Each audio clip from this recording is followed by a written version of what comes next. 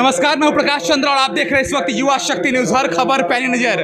दोस्तों, हम लोग कोलकाता के बाबू घाट के ठीक किनारे पर बसे गंगेश्वर महादेव मंदिर में हैं और देखिए सावन के दूसरे सोमवारी में महारुद्राभिषेक चल रहा है गंगेश्वर महादेव मंदिर में। मान्यता है कि भगवान शिव स्वयं सावन के महीने में कांवर लेके जाते हैं और इसलिए हम कांवरिये भी जय बाबा भोलेनाथ बम बम भोले बोलते हुए हम लोग जाते हैं। और देखिए, ये देखिए कितनी सुंदर भगवान भोलेनाथ की छटा है। यहाँ पर गंगा जल से भगवान को स्नान कराया जा रहा है। महारुद्राभिषेक के महामंत्र का जाप हो रहा है और उसके बाद बाबा का श्रृंगार किया जाएगा। इससे पहले मैं आपको दिखाऊं कि कैसे गंगा नदी के किनारे पर बसा ये गंगेश्वर महादेव मंदिर। और ये देखिए माँ गंगा और गंगा के किनारे पर पूरा कोलकाता और उस तरफ पूरा हावड़ा आपके स्क्रीन पर। इतनी सुंदर छटा, सब कुछ को अपने में समेटे हुए माँ गंगा। और इसके बगल में इस बाबू घाट के पास ये गंगेश्वर महादेव का मंदिर। कहा जाता है दोस्तों कि सावन के महीना आवे रिमझिम बरसे पानी, खुद भी कांवर लेके नाचे भोला दानी। के जानत बा के मानत बा बारे सब मगन कि भोला बम कांवर लेके नाचत बारे छमक छमक छम। आइए दोस्तों, हम लोग राकेश पांडे जी से पूछते हैं कि सावन के सोमवारी में महारुद्राभिषेक का कितना महत्व है। दोस्तों, हमारे साथ आचार्य राकेश पांडे जी हैं। पंडित जी, युवा शक्ति में आपका बहुत बहुत स्वागत है। और सावन में जिस प्रकार से हम लोग देख रहे हैं कि दूसरे सोमवारी में गंगेश्वर महादेव मंदिर में महारुद्राभिषेक चल रहा है। रुद्राभिषेक के तमाम गुण को और इसकी महत्ता को जरा हमारे दर्शकों को आप शेयर करें। यह सावन महीने में आज दूसरा सोमवार है और संयोग से आज प्रदोष का व्रत भी है। सोम प्रदोष का जो व्रत होता है यह हर प्रकार की मनोकामनाओं को पूर्ण करने वाला है। जो भी हमारी इच्छित होती हैं, चाहे वह दुरूह हो चाहे सामान्य हो, वो इच्छाएं पूर्ण होती हैं। भोले बाबा के मस्तक पर चंद्रमा विराजमान हैं जो कि शीतलता प्रदान करते हैं। हम सब जानते हैं समुद्र मंथन के समय में जब पहला रत्न के रूप में विष आया था, उन्होंने विषपान किया था और इस सृष्टि की रक्षा की थी। तो जो अगला रत्न निकला था चंद्रमा, उनके भाल पर विराजमान है। तभी से चंद्र का जो वार है सोमवार भोले बाबा का है और इनका प्रदोष प्रमुख व्रत है। आज वह योग बना है और उसी के उपलक्ष्य में आज पूरे दुनिया में, पूरे देश में जितने भी सनातनी हैं, शैव हैं, ये सब भोले बाबा की पूजा अभिषेक कर रहे हैं उनकी कृपा पाने के लिए। पंडित जी कहते हैं कि सावन के महीने में बाबा भोलेनाथ स्वयं कांवर लेके बाबा धाम की तरफ चले जाते हैं।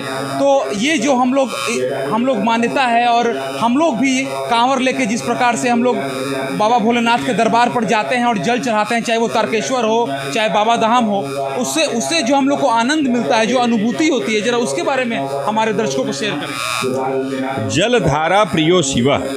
भगवान शंभू को जल की धारा प्रिय है।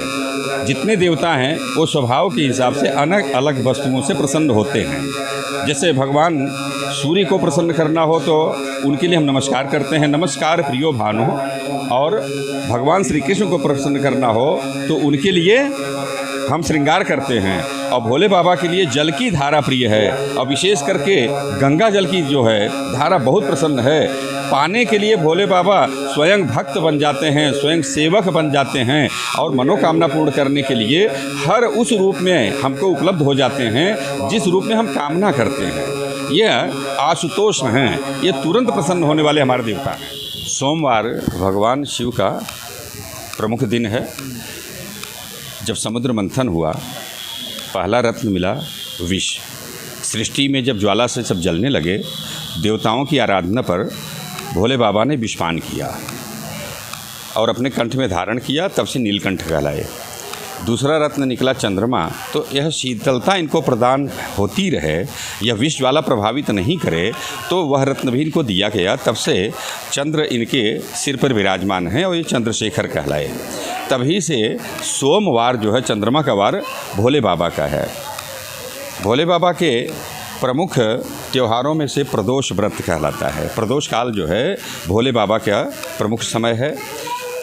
आज सोमवार भी है और प्रदोष है। सोम प्रदोष आज विशिष्ट दिन है।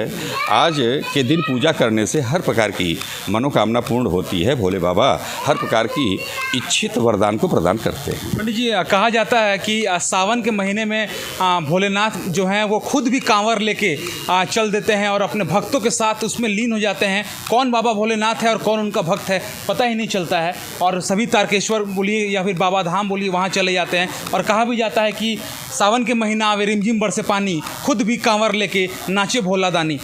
इस बात को जरा बताएं।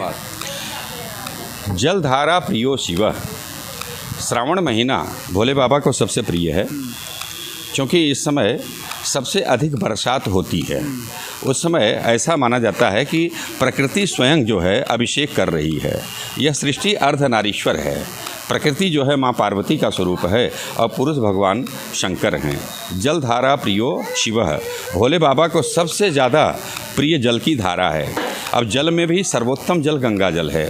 गंगा जले कीटाणु न जायन्ते, कभी भी गंगा जल युगों युगों तक रखा रहे तो भी उसमें कीटाणु जन्म नहीं लेते। हर समय वह पवित्र रहता और कल्याणकारी होता है। जितना लंबा समय, जितना पुराना गंगा जल हमारे पास हो, उतना हमारे लिए औषधि का कार्य करता है। तो इस समय प्रसन्न हो करके जब अपने भक्तों को भोले बाबा देखते हैं कि उनमें नमः शिवाय बोल बम बोलते हुए जिस प्रकार से जब जाते हैं, तो भोले बाबा आशुतोष हैं। प्रसन्न हो करके वे स्वयं भक्तों के साथ भक्त बन जाते हैं और भक्त बन के वो चाहते हैं कि हम भक्तों की सेवा करें और उनकी मनोकामना पूर्ण करें। पंडित जी बहुत बहुत धन्यवाद। और दर्शकों, आप लोग देखिए कि किस प्रकार से महारुद्राभिषेक के यह अनुपम तस्वीर सिर्फ युवा शक्ति पर गंगेश्वर महादेव मंदिर से कोलकाता के बाबू घाट के बगल में बसा हुआ यह मंदिर। और देखिए महाआरती भी चल रही है, बाबा का अभिषेक भी हो रहा है और अभी भी महारुद्राभिषेक हुआ, उसके बाद श्रृंगार भी हो रहा है। और पूरा जो सावनमय वातावरण है ये आपके सामने, आपके स्क्रीन पर।